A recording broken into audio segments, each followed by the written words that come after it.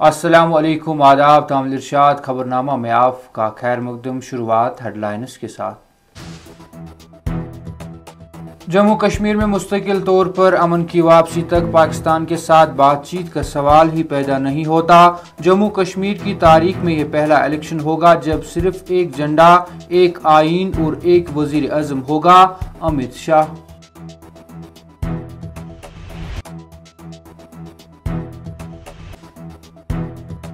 जम्मू कश्मीर में असेंबली इंतखाबात के साथ ही मॉडल कोड ऑफ कंडक्ट की खिलाफ वर्जियां, 9 FIR दर्ज, 5 सरकारी मुलाजमीन मुअत्तल, 48 मामलात में इंक्वायरी शुरू। कौम परस्ती पर समझौता करना कौम के साथ हतमी गद्दारी। मुल्क आज वैसा नहीं है जैसा कि 10 साल पहले था।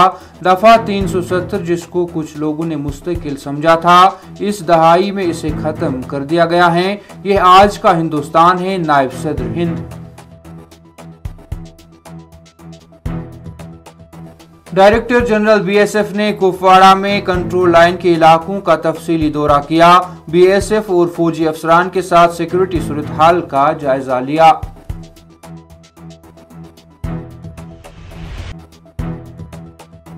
PSO की जानिब से राइफलें और दीगर असला उड़ाकर फरार होने का मामला। NIA ने साबिक मेंबर असेंबली एजाज मीर को बतौर गवाह बयान रिकॉर्ड कराने के लिए 11 सितंबर को जम्मू बुलाया।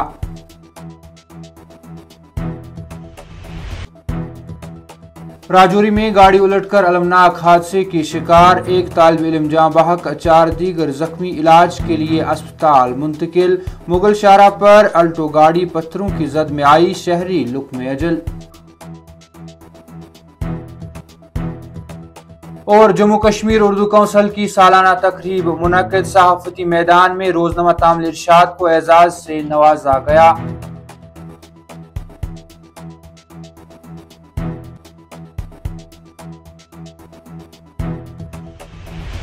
अब पेश है खबरों की तफसील। जम्मू कश्मीर में मुस्तकिल अमन तक पाकिस्तान के साथ बातचीत का कोई सवाल ही पैदा नहीं होता का ऐलान करते हुए वजीर दाखिला अमित शाह ने कहा कि असेंबली इंतखाबात के बाद मुनासिब वक्त पर जम्मू कश्मीर का रियासती दर्जा बहाल कर दिया जाएगा। उन्होंने मजीद कहा कि मुल्क के आईन और झंडे तले जम्मू कश्मीर में तारीखी असेंबली इंतखाबात का इनेकाद हो रहा है।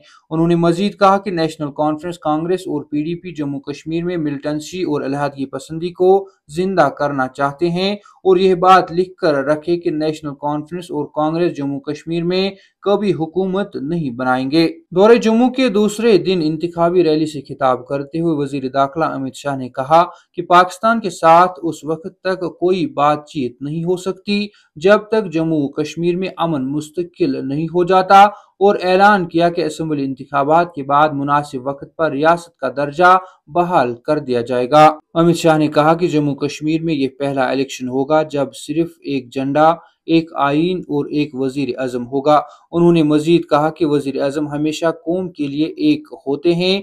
कन्याकुमारी से कश्मीर तक सिर्फ एक PM नरेंद्र मोदी हैं। जम्मू कश्मीर में असेंबली इंतखाबात के ऐलान के साथ ही नाफिज करदा मॉडल कोड ऑफ कंडक्ट के रहनुमा खतूत की खिलाफ वर्जियों के खिलाफ सख्त कार्रवाई करते हुए इलेक्शन कमीशन ने 9 FIR दर्ज की हैं, जबकि 5 सरकारी मुलाजमीन को मुअत्तल करने के अलावा ऐसे 23 केसों में वार्निंग दी गई, जबकि खिलाफ वर्जियों के 48 मामलात में इंक्वायरी शुरू की गई है। जम्मू कश्मीर भर में MCC की 175 खिलाफ वर्जियों की इत्तला मिली है। इनमें सियासी जमातों और उम्मीदवारों के खिलाफ वर्जी करने की 96 रिपोर्ट, सरकारी मुलाजमीन के खिलाफ 53 रिपोर्ट शामिल हैं, जबकि 2 मीडिया वालों और 24 दीगर अफराद के खिलाफ हैं। मुल्क के शहरियों को कौम परस्ती पर समझौता करने से खबरदार करते हुए नायब सदर हिंद जगदीप धनखड़ ने इसे कौम के साथ हतमी गद्दारी करार दिया। उन्होंने जोर देकर कहा कि जहां भी कोई मुल्क की सालमियत को खतरा लाहक हो, हमें इसे बर्दाश्त नहीं करना चाहिए। उत्तर प्रदेश में सैनिक स्कूल गोरखपुर के इफ्तिताह के मौके पर कलीदी खुतबा देते हुए नायब सदर हिंद जगदीप धनखड़ ने तालीम की ताकत को उजागर किया, जिसमें अफराद को इनकी जिंदगियों पर ज्यादा से ज्यादा कंट्रोल दिया जा सकता है और माशरे में अदम मसावात को खत्म करने और बड़े पैमाने पर खराबियों को खत्म करने में तालीम की ताकत को उजागर किया गया है। عالمی سطح پر ہندوستان کی الگ شناخت کی طرف توجہ مبذول کراتے ہوئے نائب صدر نے وزیر اعظم نریندر مودی کی ملک کو ایک ایسے راستے پر لے جانے میں جس کو پوری دنیا تسلیم کرتی ہے کہ تعاون کو تسلیم کیا۔ انہوں نے کہا کہ آج کا ہندوستان ویسا نہیں ہے جیسا کہ 10 سال پہلے تھا۔ دفعہ 370 جسے آئین بنانے والے عارضی کہتے ہیں، کچھ لوگوں نے اسے مستقل سمجھا تھا، اس دہائی میں اسے ختم کر دیا گیا ہے۔ یہ آج کا ہندوستان ہے۔ گورکھپور میں نئے سینک اسکول کے قیام پر اپنی ستائش کرتے ہوئے نائب صدر جمہوریہ نے اس یقین کا اظہار کیا کہ یہ اسکول آنے والی نسلوں کی ترقی کی راہ ہموار کرے گا۔ بی ایس ایف کے ڈائریکٹر جنرل دلجیت سنگھ چودھری نے کپواڑہ میں لائن آف کنٹرول کے علاقوں کا دورہ کر کے سیکورٹی صورتحال اور چیلنجوں کا جائزہ لیا۔ بی ایس ایف ترجمان کے مطابق ڈائریکٹر جنرل دلجیت سنگھ چودھری نے خصوصی ڈائریکٹر جنرل اور دیگر بی ایس ایف افسران کے ہمراہ کپواڑہ کے لائن آف کنٹرول کے علاقوں کا دورہ کیا۔ اپنے دورے کے دوران بی ایس ایف کے سربراہ نے سیکورٹی فورسز اہلکاروں کے ساتھ بات چیت کی اور انہیں ہر وقت اپنی بہترین کارکردگی کا مظاہرہ کرنے کی تلقین کی۔ جموں کے راجوری علاقے میں اسکولی بچوں کو لے جانے والی گاڑی حادثے کی شکار ہوئی، جس دوران ایک طالب علم جاں بحق ہو گیا جبکہ 4 دیگر زخمی ہو گئے۔